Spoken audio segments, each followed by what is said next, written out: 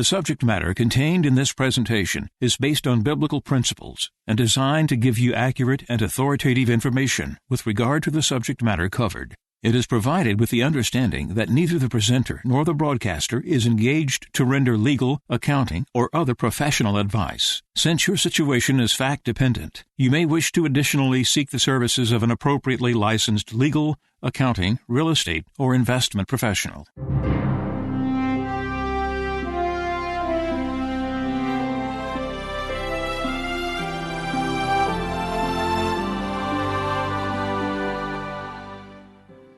No one can serve two masters. He will either hate the one and love the other, or be devoted to one and despise the other. You cannot serve God and mammon.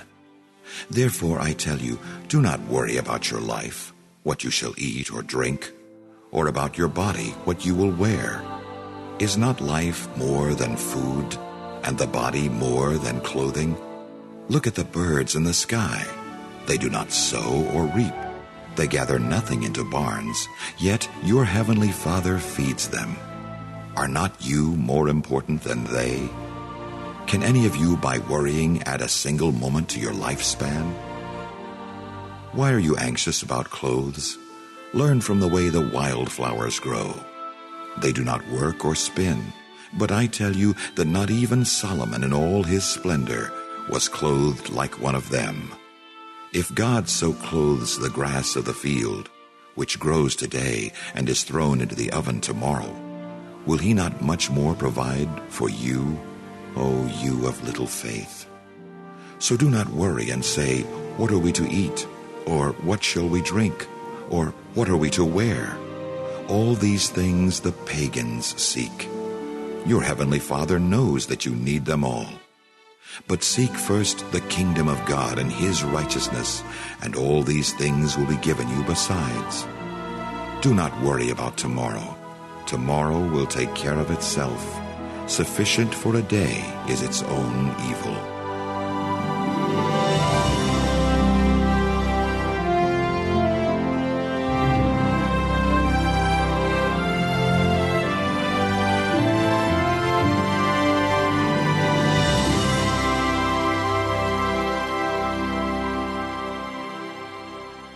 This is Radio Wave Mejanomics with your host, a friend of Medjugorje. Sufficient for a day is its own evil. Our Lady said September 2nd, 2015, I will teach you truth, that you may know how to discern. After 30 years now, plus Apparitions, she comes in 2015 and says, I will teach you truth. Why? What's the purpose of it? Because we need to realize and see what's going on around us. Our Lady said February 2nd, 2012, you continue to be deaf and blind as you look at the world around you and do not want to see where it is going without my son. These are strong words. If you go before the election, our last election in 2012, Our Lady said August 2nd, 2011,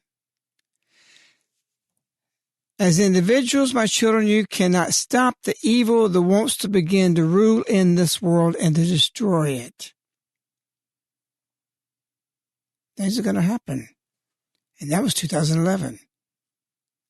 She adds, but according to God's will, altogether with my son, you can change everything and heal the world. Why do you heal something? Because it's sick. And if something's so sick, the Holy Virgin Mary has to come down in 1981 and in 2011, almost around 3 decades later plus, it's telling, after all these apparitions, the world still needs healing. Just our presence seems like that'd be enough. But these messages tell us many things and reveal many things to us. And when we look at our election now, where we are, and where we were then, Our Lady added on this February 2nd, 2012 message, a year of election that was going to follow that. This is February. A few months later, November would be the election of Obama. And after she says, you continue to be deaf and blind as you look at the world around you and do not want to see where it is going without my son. And then she adds a few sentences later, my children, pride has come to rule. The year before, Satan, basically, she calls it evil, wants to rule. Do you think that had anything to do with our elections? I maintain and said before, and long before, that Obama was an agent of Satan. I still stand behind that. We have many evils happening. A lot of people scoffed at that point, like that's too strong, but now you can see it. If you're discerning truth, if you're listening to Our Lady, if you look around you and don't be deaf and blind, you can see these things. But many still, even in Medjugorje, don't want to see which way the world's going without our son. But there's things happening that's countering this evil. And that's our read today. The name of this article is called Nationalists and Populists Poised to Dominate European Balloting. The region is entering an election supercycle in which anti-immigrant parties are likely to score substantial gains. As Europeans assess the fallout from the UK's Brexit referendum, they face a series of elections that could equally shake the political establishment. In the coming 12 months, 4 of Europe's 5 largest economies have votes that will almost certainly mean serious gains for the right-wing populists and nationalists. Once seen as fringe groups, France's National Front, Italy's Five-Star Movement, and the Freedom Party in the Netherlands have attracted legions of followers by tapping discontent over immigration, terrorism, and feeble economic performance. The Netherlands should again become a country of and for the Dutch people, says Everett Davelaar, a Freedom Party backer who says immigrants don't share Western and Christian values. Even Europe's most powerful politician, German Chancellor Angela Merkel, is under assault. The anti-immigrant Alternative for Germany party has drained support from Mrs. Merkel's Christian Democrats in recent state and local elections, capitalizing on discontent over Germany's refugee crisis.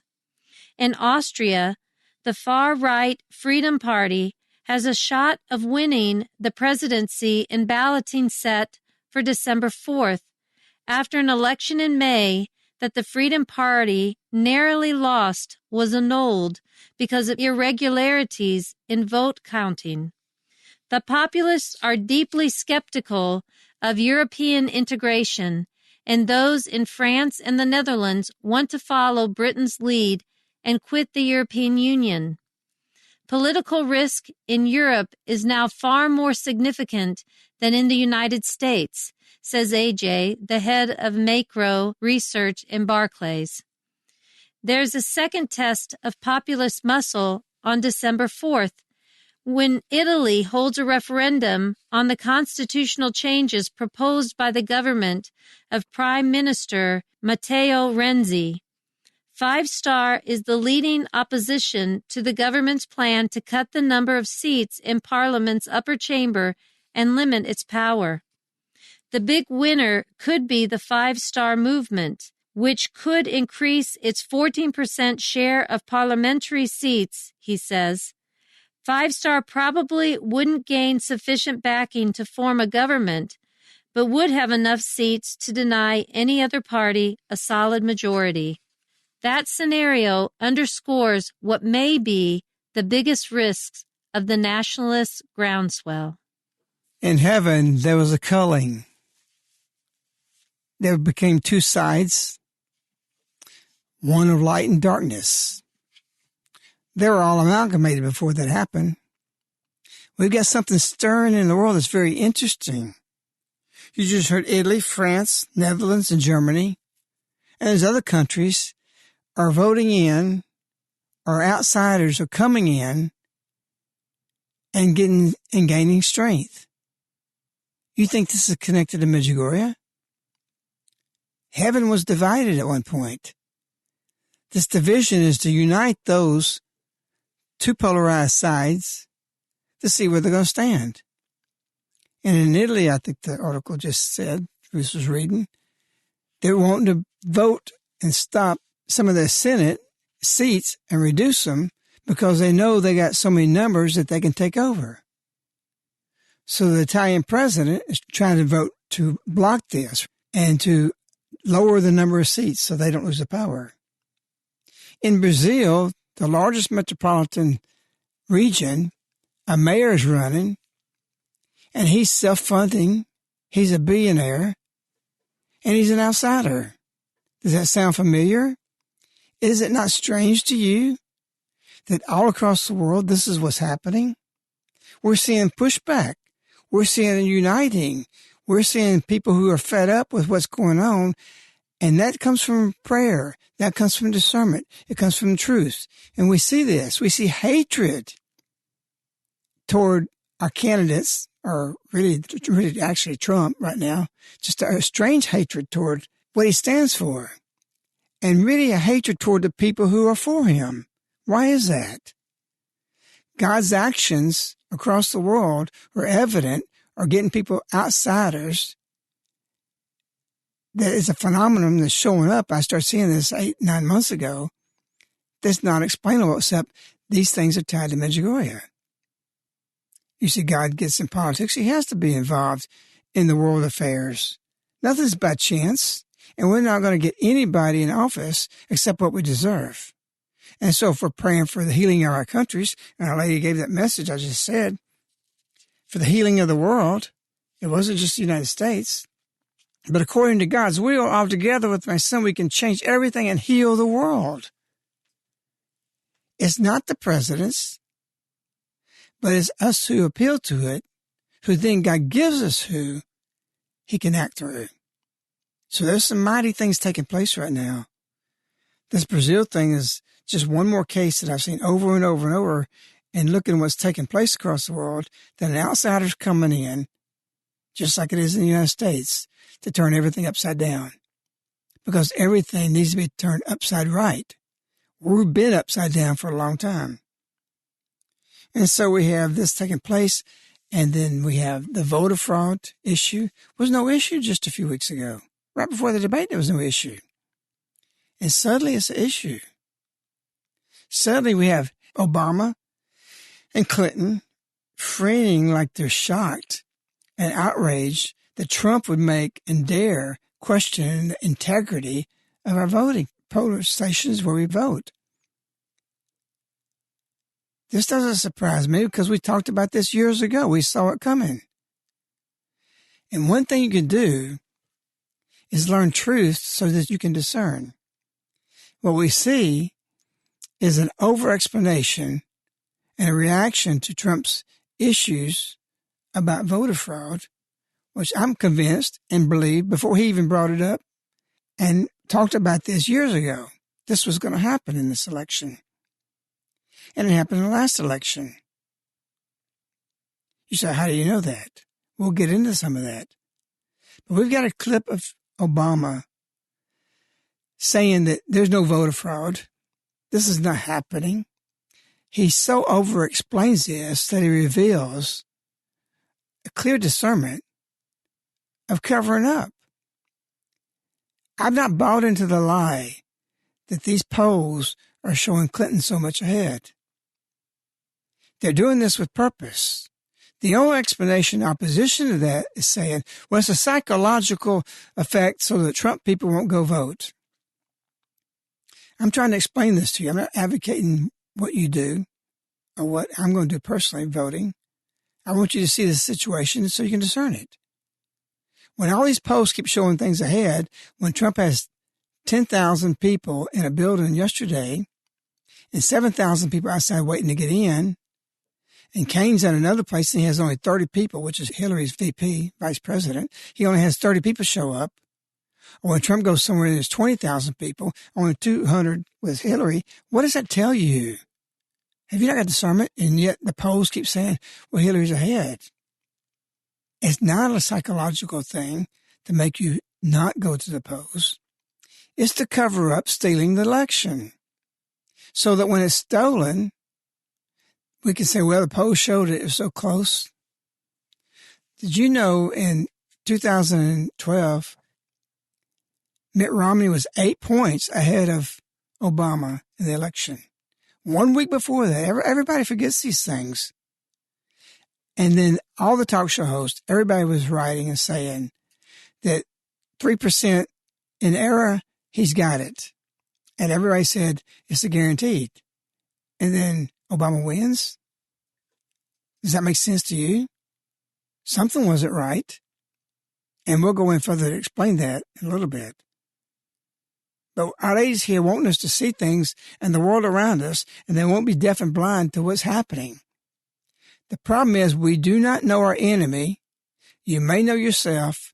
And as we've quoted for years through the first shot and over, that you have to know yourself and your enemy. Your enemy, if they're going to steal an election, would put points and polls up way ahead of what it should be, then bring it close to it so that if once they steal it, they can say, well, it was so close. It's garbage. We got a clip of Obama. You listen real closely how he's talking.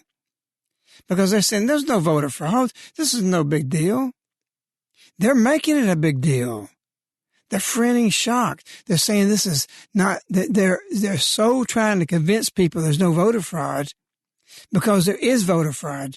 They are admitting it by the way they are over defending the accusations, as they say, because they're being exposed.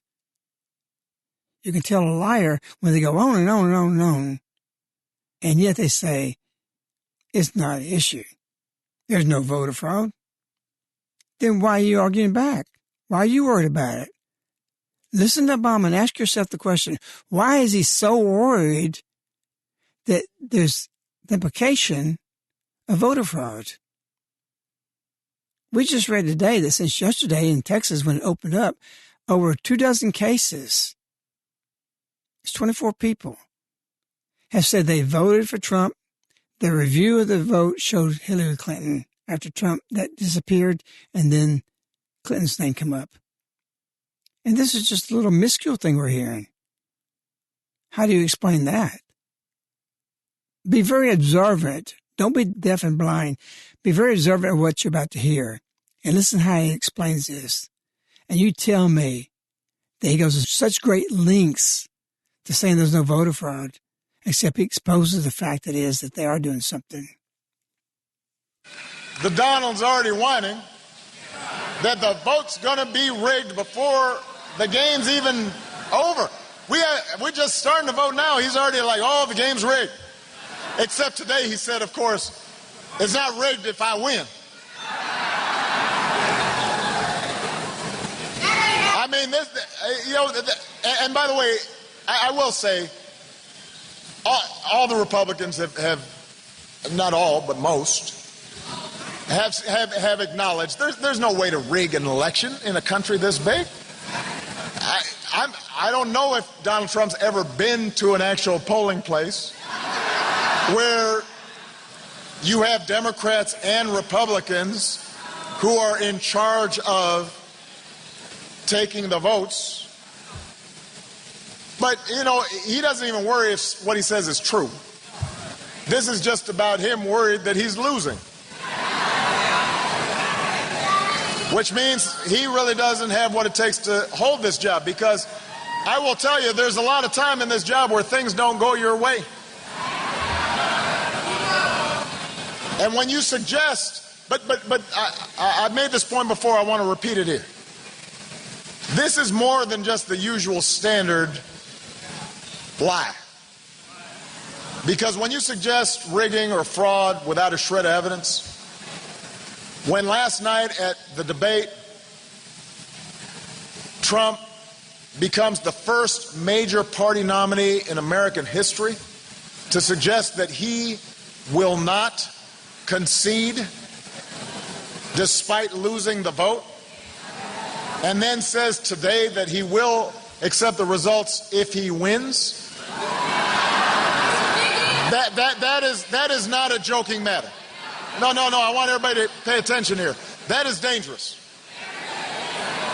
Because when you try to sow the seeds of doubt in people's minds about the legitimacy of our elections, that undermines our democracy. Then you're doing the work of our adversaries for them. Because our democracy depends on people knowing that their vote matters. That those who occupy the seats of power were chosen by the people. Even when your preferred candidate loses, even when you are the one who's running and you lose, you've got to see the bigger picture and say that here in America, we believe in democracy and we accept the will of the people. And this whole notion of voter fraud, listen, one study shows that out of 1 billion votes cast, there were 31 proven cases of voter fraud. 31 out of a billion. You are luckier to get, you are much likelier to get struck by lightning than to have somebody next to you commit voter fraud. You'd win the Powerball.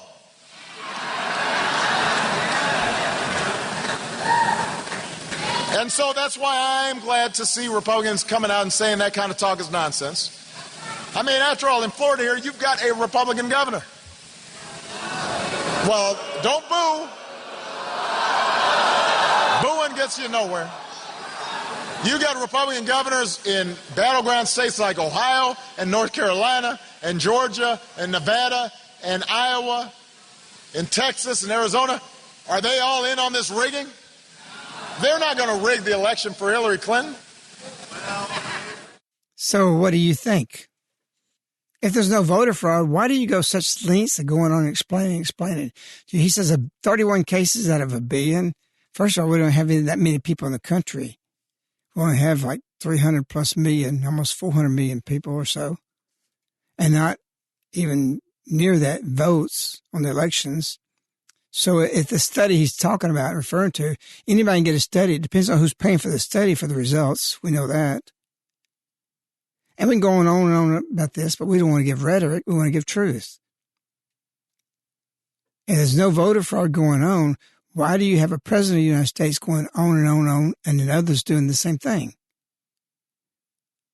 James O'Keefe has gone undercover with videos and exposed many people with different things.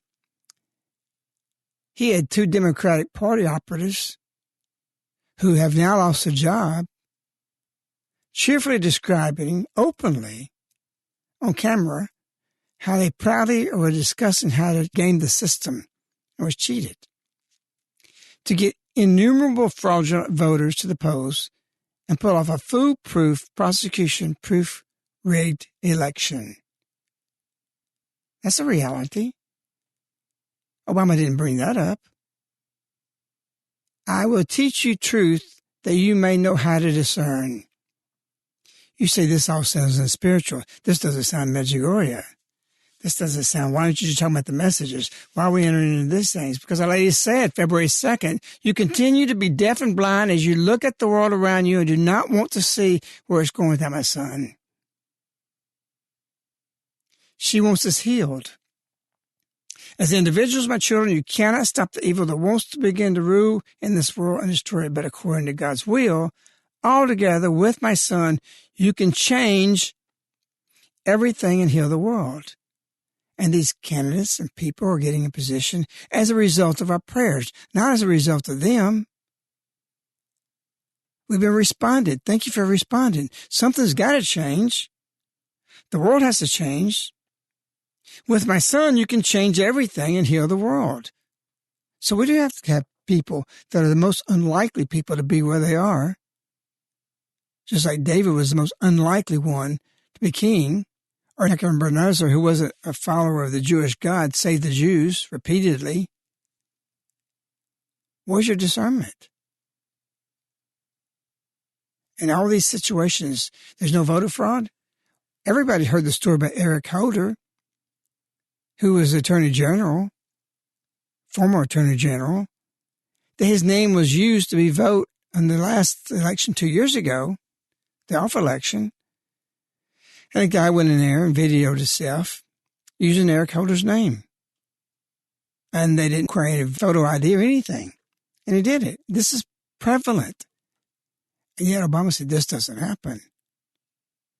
But just him over-explaining, over-defensively tells you everything. Well, earlier when we were listening to Obama speak about this, they fired the first shot because in 2012, or actually the beginning of 2012, you had already started to write and lay out some of the things that had that were spelled out, and they fired the first shot. And around April or May, you had gotten to the section, I think it was about chapter 15 or so, you had gotten to a section where you're talking about Obama and his authority, and you posed some questions.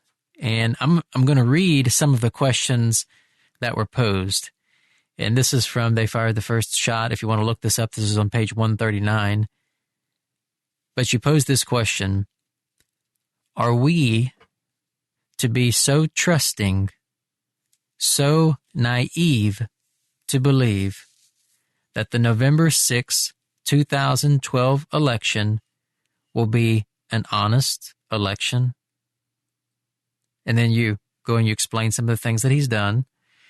And then you pose another question.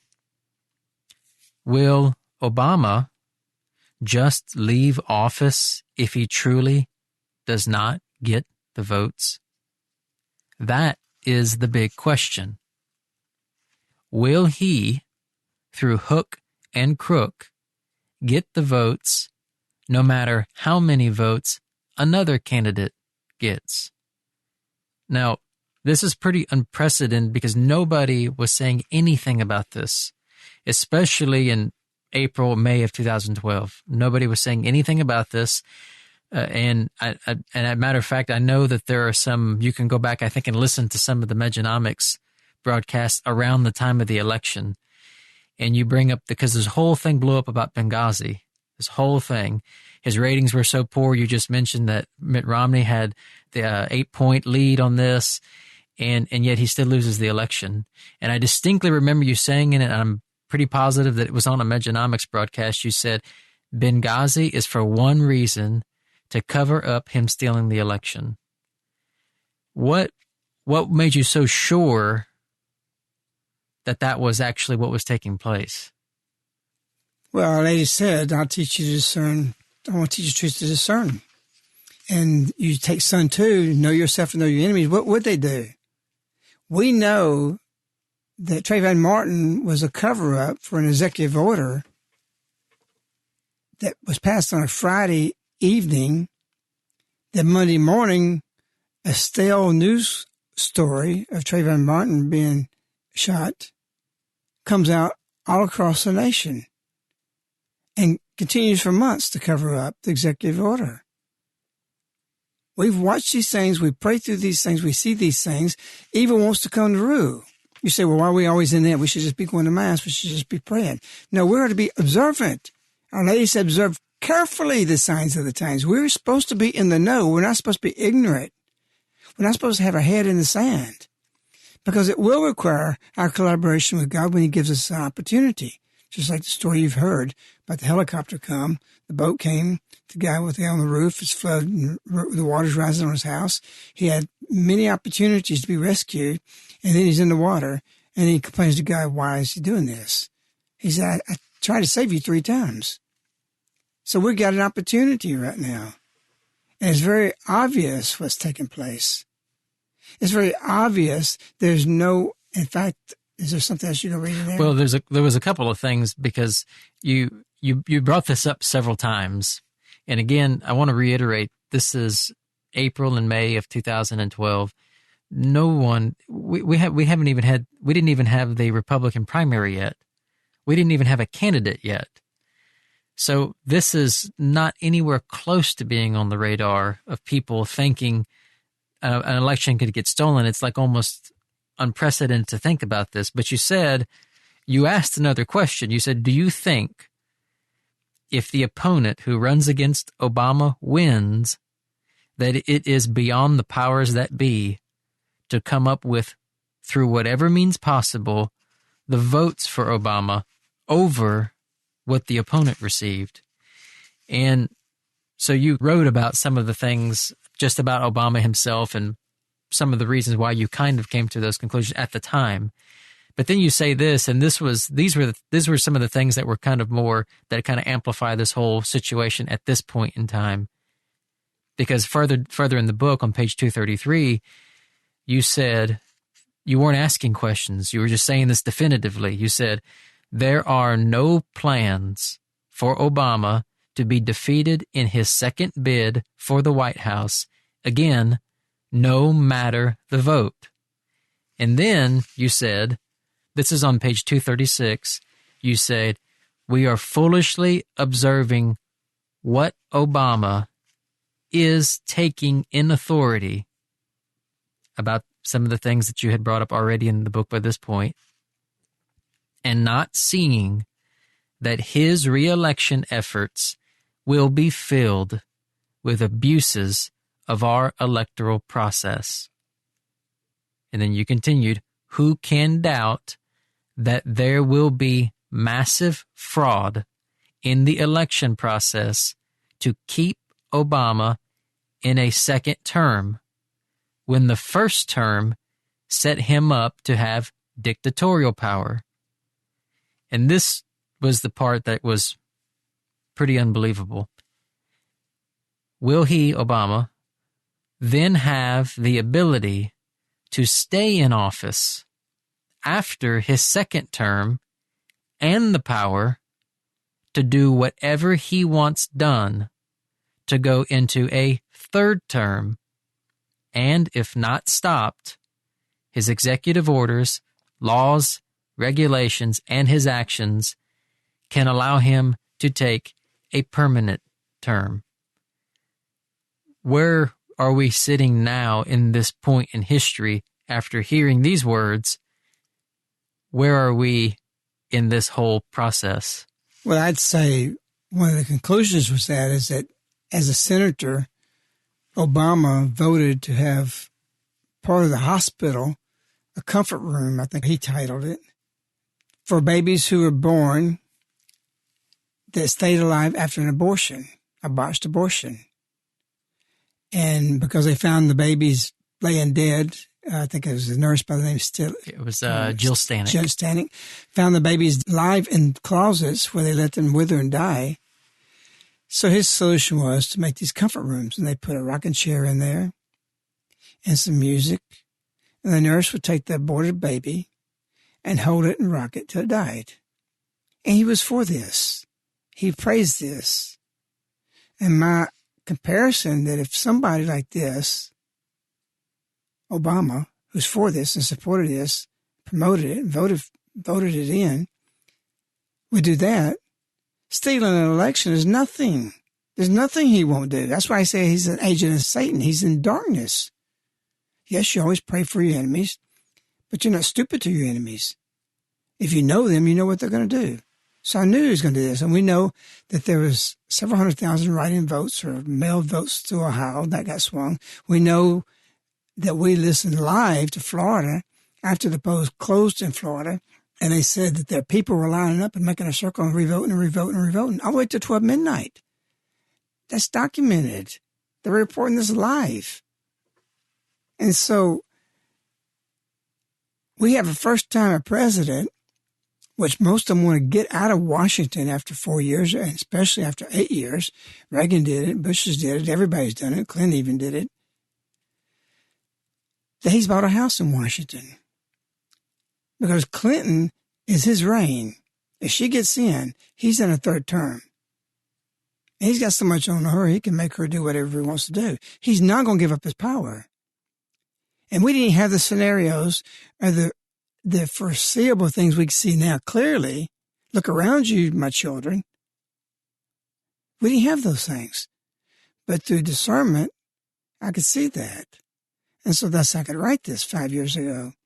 And I'm convinced I was disappointed that nobody brought up about that election being stolen.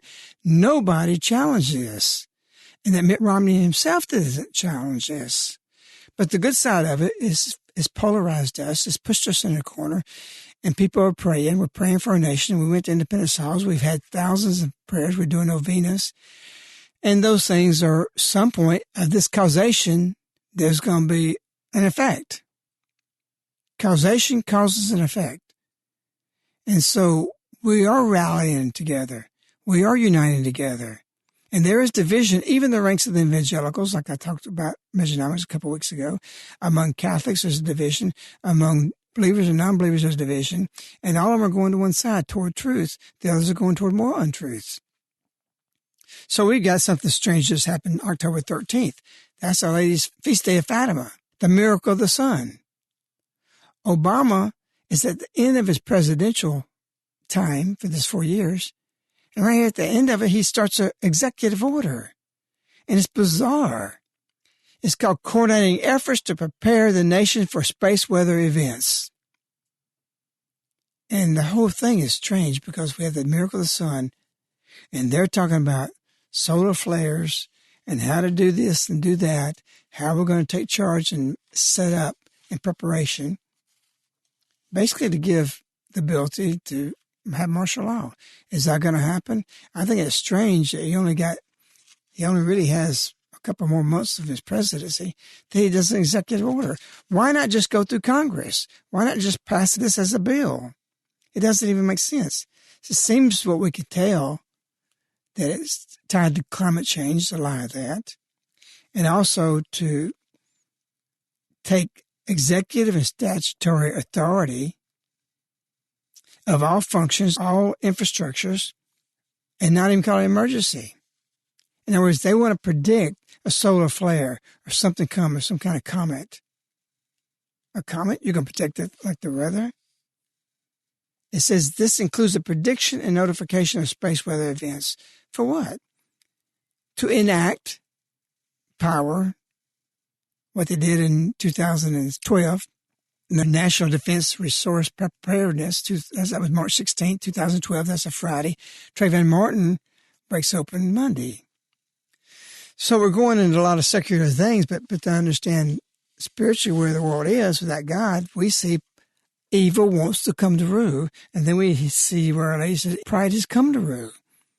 We're in a crisis. He said, Obama, in this clip, this is more than just a standard lie. If Trump said that and it's a lie, why are you worried about it? Just be thoughtful, people. Think about this. Because everybody's out there. The Republicans against Trump are out there saying this is crazy about this voter fraud. This is not going to happen because some Republicans don't want Trump there because they in the game the same way with the Democrats are. We're in an epic battle right now. And you better be praying. And you better be observant. And you don't have to sit there and watch the TV for it. Pull the speeches of what they said. Look what happened when you're sleeping. It was all about don't trust the media. Go to what the individual who's saying what they're saying, and you read and you discern it. You don't need Sam Donaldson, who's out of the picture now, or Megyn Kelly and all these people to interpret things for you. You're in prayer. You've got the cognition. You know we're in an epic battle of August 2nd, 1981. A great struggle is about to unfold between my son and Satan. Human souls are at stake. Ruth's telling me right before this that there's reports now that ISIS is putting children in machines that need bread to kill them. And what did you say the other thing was? That they were putting some of the adults into the baking ovens and baking them to death. Yeah. So do you hear that? No, you got to go dig for these things. It's out there. There's so much stuff out there that we can't even report on because it's unmentionable on a program like this. This is a presentation to you to search for truth and see where we need to go from there. Frank, Yeah, I think that this is one of the reasons that Trump is hated by so many in the establishment, is because he will speak against these things and speak the truth against these things. I think it's obvious that the polls are false, because you look at the rallies and Clinton just doesn't draw like Trump does. And so there was a similar situation that's went on for years, and we've talked about it in the silver market, that J.P. Morgan and Deutsche Bank and others were manipulating the silver market. Of course, they said, that it's not true, it's a conspiracy theory, and so on. Well, a couple of weeks ago, Deutsche Bank settled out of court for $38 million for manipulating the silver market. And so we do live in this particular time where a lot of these things are controlled for the purpose of those that have usurped our monetary system and have the power to control these things. And so it's interesting when Our Lady says that we can heal the world. And it's interesting to me, of course, that silver has these antibacterial healing principles. The rich kid was born with a silver spoon in his mouth because when the baby was sick, the rich had silverware that they could feed on a silver spoon and to kill the bacterial infection. And so silver can also heal our financial situation. We're caught up in this, monetary system that's not true. It's based on, the ability to create and manipulate markets in the whole economy. And so silver can heal us personally, financially, and then, of course, devotion to the miraculous metal can heal us spiritually. So, I think this is a very important part of what we do now, to get completely out of the paper system, traditional investments, and this is what we're here for. And we think it's a very important time that those that need us call us at Global Silver. I can give my information for those that like to speak to us. You can reach us toll-free, 877-936-7686. You can email us at globalsilverinvestors@yahoo.com, and our website is globalsilverinvestors.com. And be sure to contact Frank to get more information on the miraculous metal Medjugorje around. A friend of Medjugorje just spoke at length through the course of this broadcast about the prospects of voter fraud, and that's highly likely to take place. And he already had spoken about this several months back of what was going to be happening in this coming election. And what Frank just mentioned is that fraud has been taking place at the monetary system for many years now. And so you have right now in the world a very unstable environment. You have, as a friend of Medjugorje said, I believe it was a week or two ago on the Mejanomics broadcast, that the next president is going to undergo a great period of time of crisis, and that who you're really electing is the person that can best crash the plane. And so for that kind of environment, for that kind of climate that we're about to enter into, it's important that you do contact Frank and be sure to make sure that you at least take proper precautions toward helping to protect what you've worked your whole life for. These next 4 years are going to be dark years. We're very likely to see the secrets through this. And so for all these countries, we just heard about the presidents who's coming from outsiders and the timetable of heaven and what's coming on with the secrets being released and the events that's taking place. Why would it not be important who is going to be holding the office? Because when I said about crashing a plane, not to just crash it, it's going to be some crashes. Who can do that with the least casualties? Who can pull it back out and return things to peace? Yvonne just had an apparition on the mountain, October 21st, where Our Lady appeared for 7 minutes. And Our Lady said, "Dear children, also today I desire to call you to perseverance in prayer. Pray, dear children, for peace. For peace. May peace come to reign in people's hearts, because from a peaceful heart, a peaceful world is born. Thank you, dear children, for also today having responded to my call." We spoke this at Independence Hall, and that was a week later. What was said before that was just spontaneous, that the world won't have peace until the family has peace. And the world's peace comes through the family. And here is Our Lady comes and says this about peace 1 week later, and doesn't mean, oh, it's going to be peace. It means we're in crisis. And that's why she says something strange, where she says, pray, dear children, for peace, for peace. We're in trouble. You need to be observant.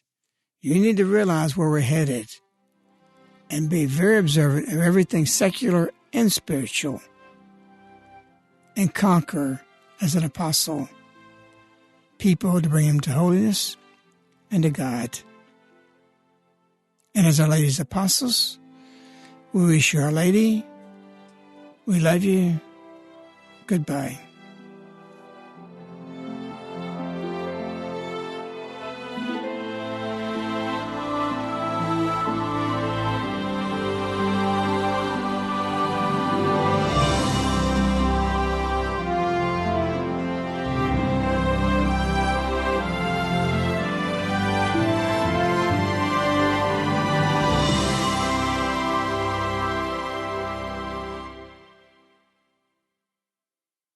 The subject matter contained in this presentation is based on biblical principles and designed to give you accurate and authoritative information with regard to the subject matter covered. It is provided with the understanding that neither the presenter nor the broadcaster is engaged to render legal, accounting, or other professional advice. Since your situation is fact-dependent, you may wish to additionally seek the services of an appropriately licensed legal, accounting, real estate, or investment professional.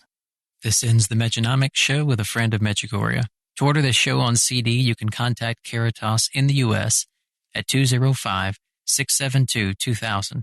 Again, 205-672-2000.